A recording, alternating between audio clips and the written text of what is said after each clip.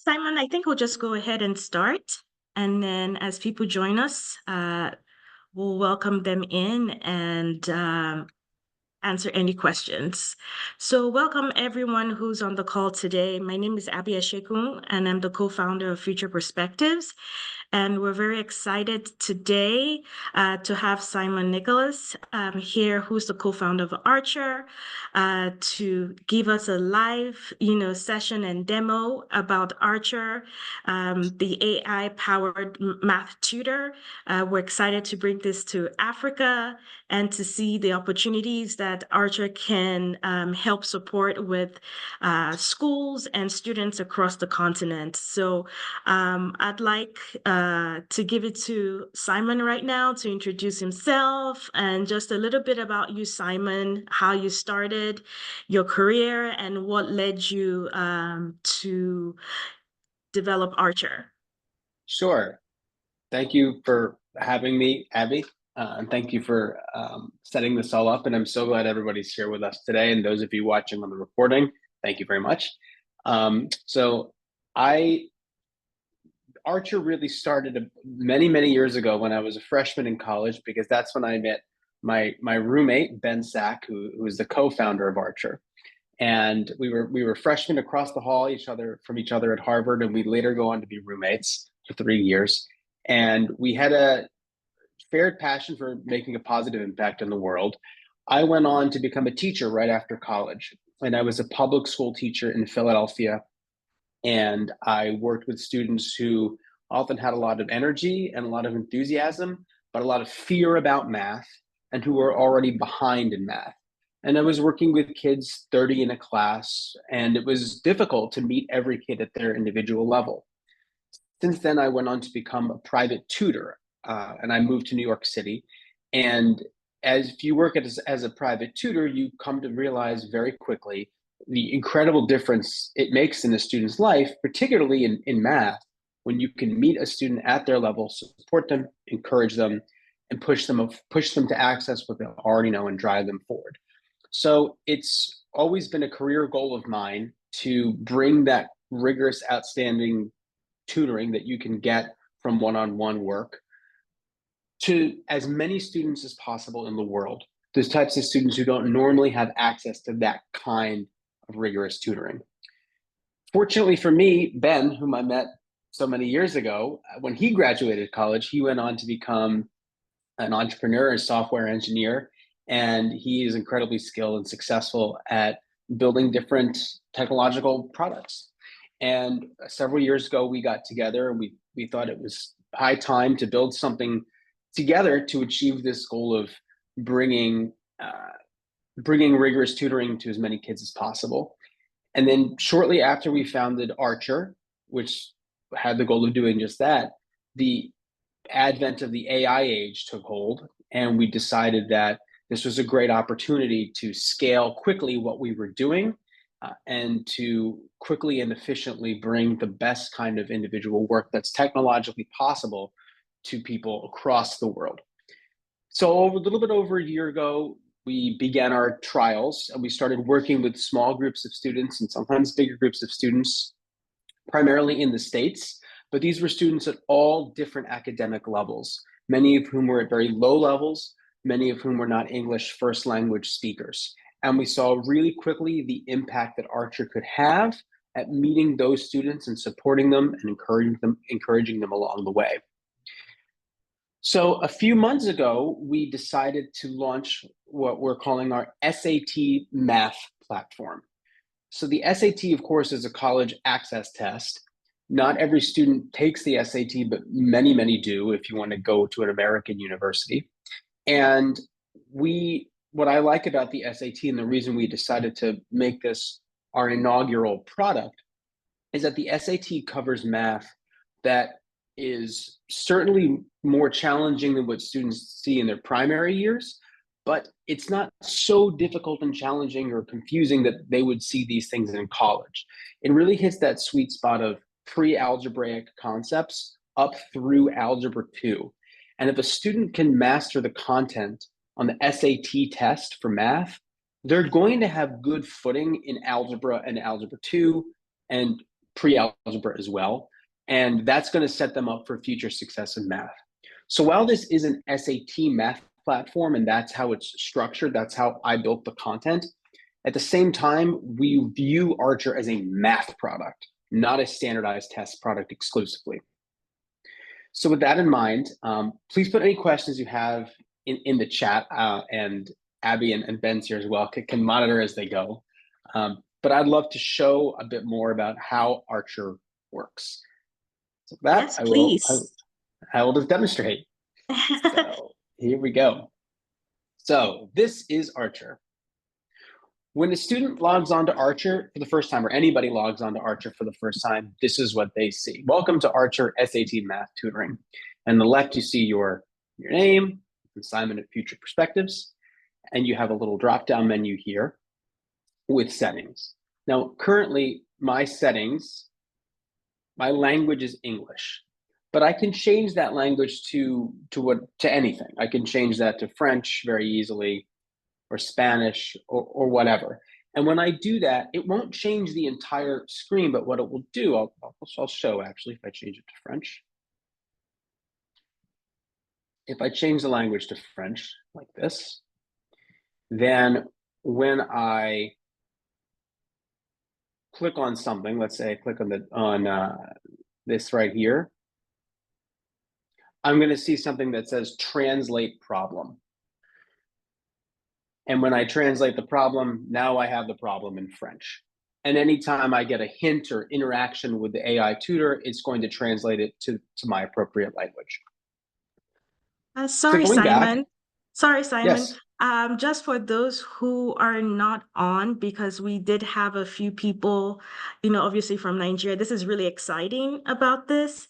Can you take this into change into, I saw one of our languages in Nigeria, Hausa, just for the purpose of recording? sure. Yes. So let's see. I won't know how accurate this is, but I'll see. So let's see. Let's go to a different problem.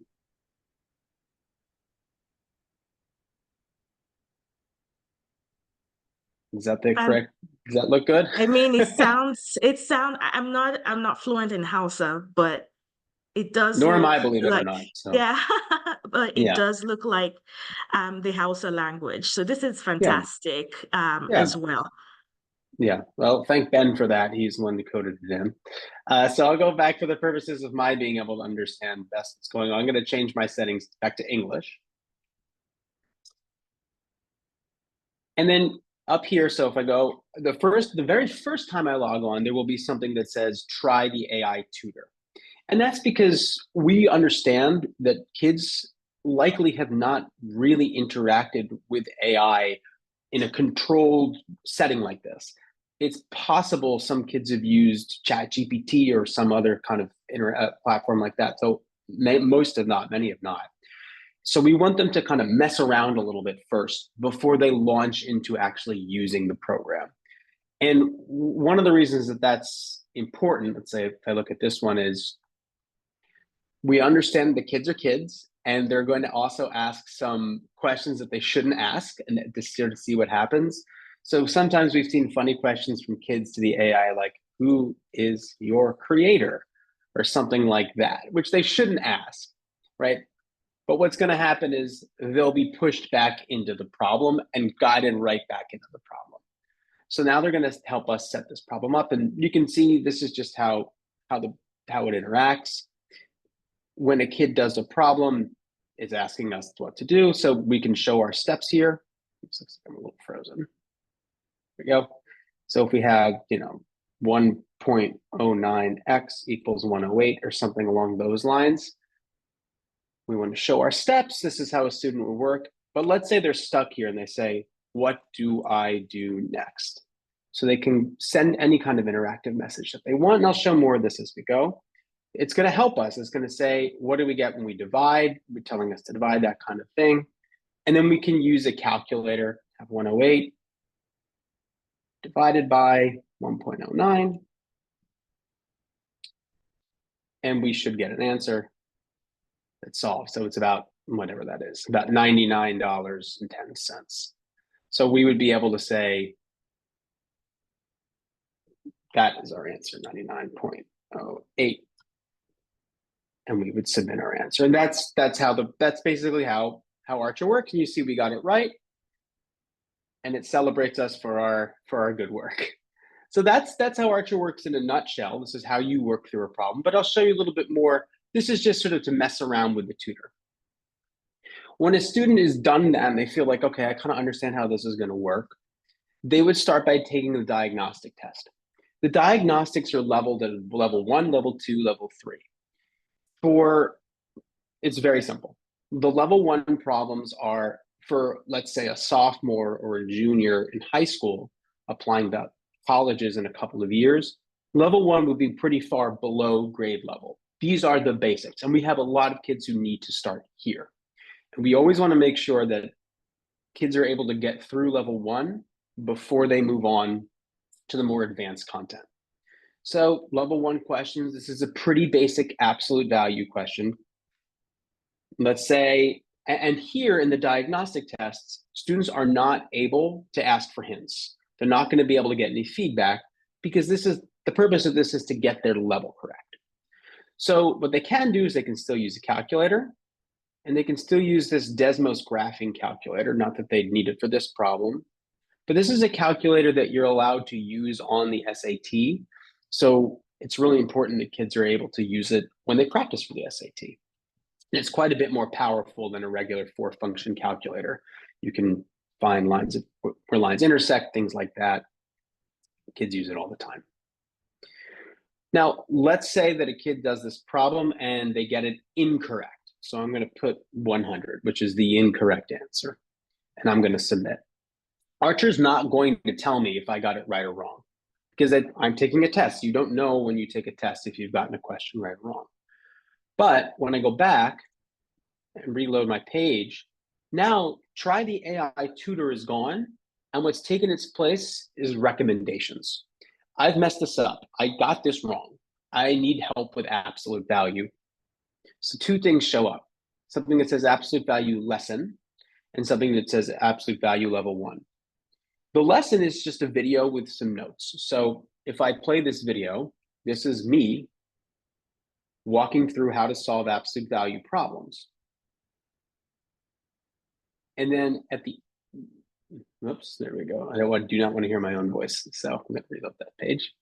And then when I'm done with that, I can start practicing. And these are really basic absolute value questions. As I do these problems, I can watch that video again by clicking teaching materials. Or if I don't want to watch the whole video, but I want a quick reminder of what was in the video, I can click on the notes that were formed from the video.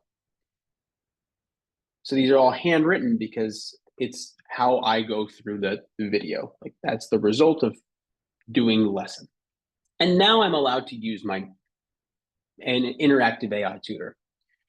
We used to have a function that said I'm ask hint, but we got rid of that because we found that kids just wanted to ask hint, ask hint, ask hint. So instead, we replaced it with I'm stuck because our goal is to get kids to access what they already know.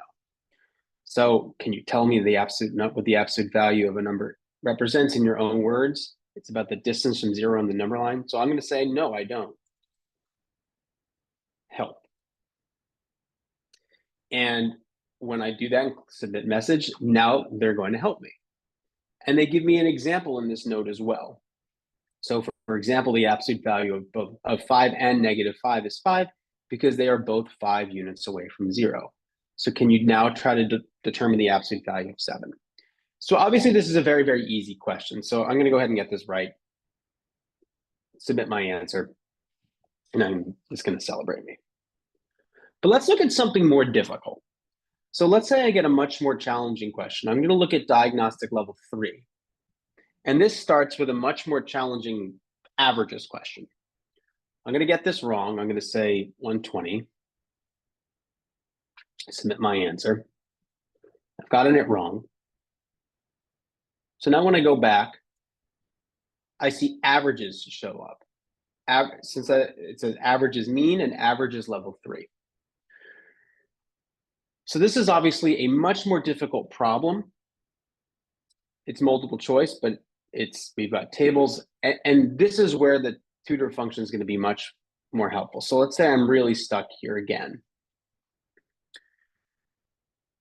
It's going to ask me to calculate the total number of values by using the frequencies. So now if I start showing my work here, right, so I'm going to have 13 plus 14 plus 30. I could say I'm really stuck. So I'm really stuck. Help. For this much more complicated problem, you can see it's going to really walk me through how to use this table. So it's really guiding me here. Now, it's not telling me the answer. I have to ask and push, and it's going to keep asking me to do work, right? So it's always pushed back onto the student. Now, what I want to show is what happens when a student gets it wrong. So let's say I don't know. I'm going to say the answer is D, not enough information. And I'm going to submit my answer. Now, this is incorrect. But what happens is we don't want, this is not an assessment platform. This is a learning platform. And we want students to keep going until they either get the right answer and finally understand it, which is what a tutor would push a student to do. They wouldn't just say, you're wrong, moving on to the next problem. They would push it back onto the kid. So we want the student to do that as well. But then we also want them to have an opportunity to finally give up. So if they really give up, they can click view solution, and they'll be told they'll be marked incorrect. But when they do that, now they're walked through step by step how to solve this problem, which is a definitely more difficult problem. But it's going to tell us that the median is greater than the mean. And that's how a student can be shown the right answer, but only after they've really tried. That's how it's going to work. So in a nutshell, that's how Archer works. You can see how the relationship between the diagnostics and the test and the recommendations. We prefer when kids use the diagnostics because they really do cover all of the topics level by level. But if a student wants, they can go directly to any number of these topics, and which are all numbered and ordered. So if the student just knows I'm kind of weak when it comes to exponents questions, they can start this massive exponent. They can start this massive exponent problem set right from the beginning. There's no reason they have to wait for the diagnostic test. And the student can also, if they want to watch the videos and take the lessons first, let's say, I know I'm weak at exponents. Let me watch a video on how to do these exponents. And you see there are 3 videos on exponents. They can go right ahead and do that too. There's basic, there's negative and fraction exponents, which will be harder. I think there's a third one, so changing the base. So it really goes through all of the different topics that a student could expect to see quite thoroughly. Finally, since this is a College Board test, this is an SAT, we imported what are called College Board practice sets. So the College Board released a number of problems that are free for educator use, and we have imported those problems onto our platform so that students can see real College Board content, not just problems that we've created. Now, in the problems that we've created, I've been an SAT tutor for 14 years, so I designed all of the curriculum myself. And it's very, very similar to and aligned with what students would see on the SAT. But these are problems actually made by the SAT. So students can work through these the same way as they would work through any other problem on Archer. So in a nutshell, that is how Archer works. Awesome, Simon. Yeah, that's pretty much it. Yes. Yeah, I've got a few questions, some that Sure. had come in. So one of them is, uh, what is the recommended age for students to be Yeah. able to use Archer? So I think once students are in 6th grade, maybe a precocious 5th grade student, but I really think 6th grade is a good place to start, because even in 6th grade, you're starting to do things like simple equations, linear equations, or something like that. This looks a little bit, this is a little bit wordy, but it's actually, this is a College Board question. If I go to a power practice set, You might see like isolating variables, something like this. This is something you could expect to see in middle school much more than high school. I do think that earlier than that, earlier than age 12, is probably too young because we're not, it's not as, there's reading required, right? It's certain sort of level of advanced math that I think this is most useful for when the content starts to get a little bit more advanced. So I'd say sixth grade is probably the earliest. And we're really, I think, most effective for seventh, eighth, ninth. Sweet spot would probably be eighth, ninth, 10th, 11th grade. 12th grade, and certainly 12th grade, except students are usually not preparing for the SAT. But if students need math support and are anxious about math in college, absolutely an Archer would be useful for them as well. Awesome. And then another question that had come up was on from the teacher perspective. How are Mm-hmm. teachers able to monitor their students who are enrolled either in their school or in their tutoring school to kind of see performance? Yes. So this is something that we have as well. I don't have it available for the demo at the moment, but because we know that this is something that we need, we have built a very easy teacher interface where teachers can see what students are doing and they can just see the student. Ben can probably speak a little bit. If you want to, Ben, you can speak more to this, but you don't have to. The teachers can monitor exactly what the student's done. And there are even features that we have where teachers can watch the playback of the video of the student tab to sort of see how long it took students to do a given problem. They can sort of see what the students asked. So you're not just seeing the work, you're not just seeing the result, you can see the work as well. We have I a think question Dr. from Dr. Yes. Lorraine. You can go ahead, Yes. Dr. Lorraine. Okay, thank you. Thank you so much, Simon, for your presentation. It's a very interesting tool. I like the layout. I have a follow-up to Abby's question. So you mentioned that sort of the target for this would be middle school, and Yes. having taught middle school students, I'm curious in terms of their interface with the product. So am I correct in assuming that this product is meant to be sort of teacher or facilitator guided as opposed to just giving it in the hands of students to go through and guide themselves? That's my first So, question. sure. So first of all, I think that you could start at middle school. I think that the target would probably be early high school. Like so, Right, I think you could start in sixth, seventh grade, but really eighth and then ninth and 10th grade are right, probably the most effective years. Yeah, we've certainly offered access to students to just go through it on their own, and that they're perfectly capable of doing that. But realistically, we know that this is not a phone app, right? So this is something that requires, by design, attention and focus and persistence. And I think that if you have a student who is going to be that driven on their own and has that level of focus and persistence, that's great. But we want something that will be used by all students, including those who are easily frustrated. So, yes, we view this as being something that's facilitated in the classroom, either as a part of an active classroom or as an after school intervention platform or as a tool to be used for learning during the school day. We have found that we're most successful when there is an infrastructure in place at the school, somebody to, even if it doesn't need to be a teacher, but a facilitator who will make sure that students have the dedicated time to put the work in. And then if the students want to go home and practice on their own or stay after school and practice on their own, that's great too.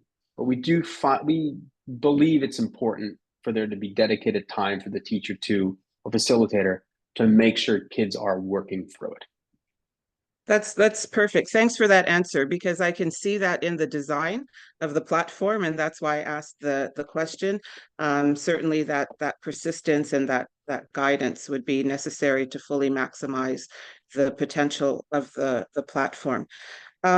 So given that, is there opportunity for students to input questions from their own classroom, for example, their own math classrooms where they may be having difficulty? Are there any entry points within the platform to just pose their own question from their learning in the classroom? That's not how this platform is built, for a couple of reasons. The first is, uh, if you followed the if you followed the journey of AI math platforms, one of the sticking points early on, at least, was making sure that the answer would be correct. And it's certainly that the technology has improved dramatically over the course of a year, but we do not want a student to ask a question and get the wrong answer. So every question that a student sees on Archer right now has been built by us and vetted by us. So we know not only what the answer is, we know the steps that Archer has taken to solve it. So we do not want a student to get bad input or a bad output. Having said that, I will add that if a student has a related question in the platform, so what a student can ask for another similar example. So for example, if I show, this should work. If I go to a percent, let's say I have a percent word problem with tax or something like this. If I get something like this, I could ask, can you show me a simpler question that isn't a word problem, not a word problem. If I ask something more specific, so if I'm stuck on the given question, well, can you give me a simpler question?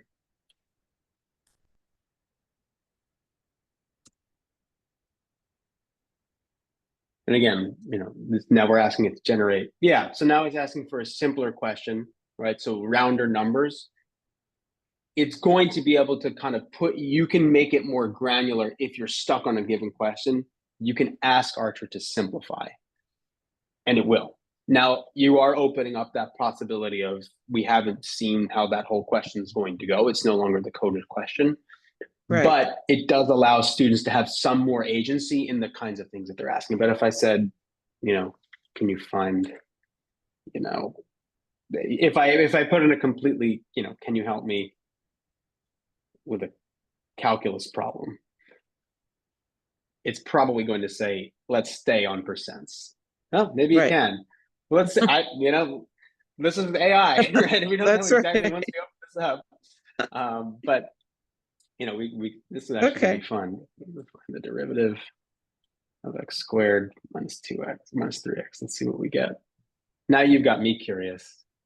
Oh, there you go. Yeah. So okay, all right. That's good work. Okay, so that's interesting because that was really my question. If a student, for example, in their class got 3 questions wrong on an exam or test and didn't understand where they went wrong and wanted to put this into Archer or ask Archer for help with a specific question, whether they could do that. And you just demonstrated that Archer would be happy to help them do that, it seems. It's not built to do that, but it could. But it's good. It's good.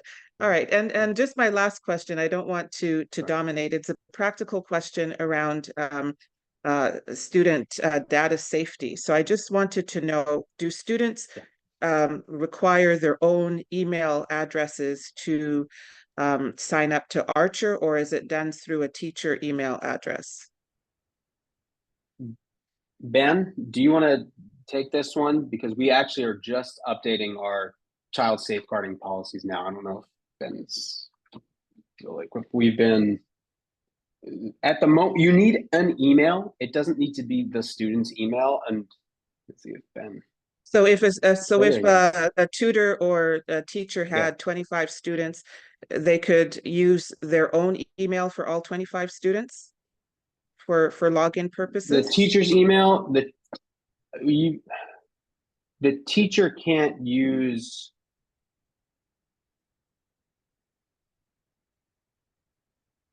So we'd be able to likely sign up through Google Classroom if that makes sense. We're not, but a student under 13 would, we would not collect any of their information. But fundamentally, no, a student wouldn't need to submit their own email. We could, in as order long to as there's a sign up? way, in order to sign up. No, that's not, we can provide temporary emails to accomplish that. Like we can provide the student with an email or something like that. They don't need to give their Okay, personal school email or anything like that. okay, Sorry, Ben is that's great. texting me. His audio is not working, but he has told me that they do not need their own emails. We will provide temporary emails to accomplish child Perfect. privacy. That's very important. Okay, thank you. I actually, Dr. Lorraine, thank you for bringing that up, because one of the big things now, even in, I can speak for Nigeria and not other African countries, is about, privacy laws, and especially with children, Of and course, safety, and of how course. to make sure that, we are protecting them, too, as well. So this was thank you, Ben, for sharing that information to us. I think I'm excited about Archer. Unfortunately, my son is only in third grade, but it's an exciting like platform using artificial intelligence and seeing what artificial intelligence can create and support. Sometimes when we think of AI, we're thinking about robots and Yeah, um, and more physical things. And math has never been uh my favorite subject, like when I was growing up, but having tools like this could have helped, especially being taught in Nigeria, and just having that extra um uh, support. Let me just put it that way. Sometimes in Nigeria, we do have a lot of math tutors. So I did have a math, and science tutor, too, as well. But the opportunity to have something that you could also leverage on your own time, to practice and give you some information back is really exciting to see. And I'm really excited for those schools, that have expressed interest, across the continent right now. And we have schools that are, private schools, and you have some that are public schools and some that are tutoring schools. This would be a really exciting, pilot program to be able to gauge, how well, these students are able to use the platform. And then also, I think it's also a great opportunity to with just digital equity, and getting people more right. in tune with using online platform tools and educating them on that, especially young kids who may not necessarily have access to these kinds of tools, to ensure that we're also able to educate them too, as well. So I'm very like happy with this and the opportunity to see what we can do in Africa. I know we just have a couple of people on. I'm not sure, Khadijat or Adewumi, if you had any questions. Not sure if you're just if you're teachers or if you are school administrators. I'm sorry if I put you on the spot, or if you're not in a environment where you can speak. But I just thought I'd throw that out there before we kind of conclude the session, if you guys had any questions.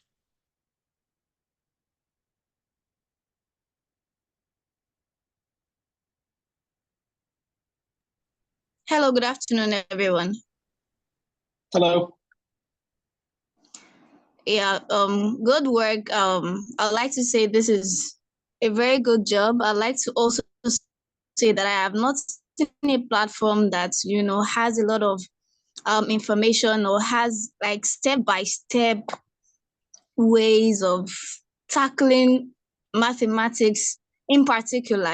We have other platforms and there are several subjects, but mathematics, how it is, and how it has become a generational issue from time to time, year in, year out.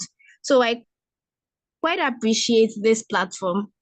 However, I would like to ask if there is, if there is something about children who have learning needs, that have special learning needs that probably can't read out questions on their own. Can Archer Mhm. actually read out the questions for them? And Yes. Yes. uh, There oh, is, or I yes. didn't actually. Sorry, there is a button. You can, I don't know if the audio functions right, but there is, find it. Yes, there is, you'll see, should find it here. If I go to a beginning question here, this one might be more difficult, but there is, I wanted to already done. There should be functionality. These are all tables, so it's difficult. But we do have, the answer to your question is yes. You can see on the right side, we should make it clear, but there is, if I go to, let's do a next value question. You see on the right side here, there's that button. If I click that, yeah, it's not perfect, but it's certainly going to read it to you. And this is one of those things where, as the technology improves, we are aware of students with learning differences, and we want to be able to accommodate them. So we do have that read aloud functionality, and we'll improve it as the technology improves. Oh, all right, that's fine. That's fine. Jet, sorry, can you tell us where in Nigeria you're dialing in from? Lagos State, Nigeria. Great. And are you a school administrator or a teacher? I'm a teacher, actually. I'm a teacher in a public secondary school. Okay, awesome. It's so nice to have you on. Yeah, thank you for joining. Dr. Lorraine? Yes, thank you. I didn't hear that. I'm just following up on Khadijat's question. So you did mention that it will be able to read the answer to the student. Is there also a function to voice type your question? Is that something that is existing or that you're working on as well? So that technology exists, and you can do that through the computer. It is more challenging Oh, through math for math at the moment, just because you have to bring in more special characters. There right. is certainly a talk to text feature through the computer that we can use. It's not Okay. something Okay. that, but it's not something that we especially have at the moment. These are all, we're still a very young company, and we know Right. that these are Right. important things. But that's Okay. not something we have for our Okay. curated for ourselves just yet.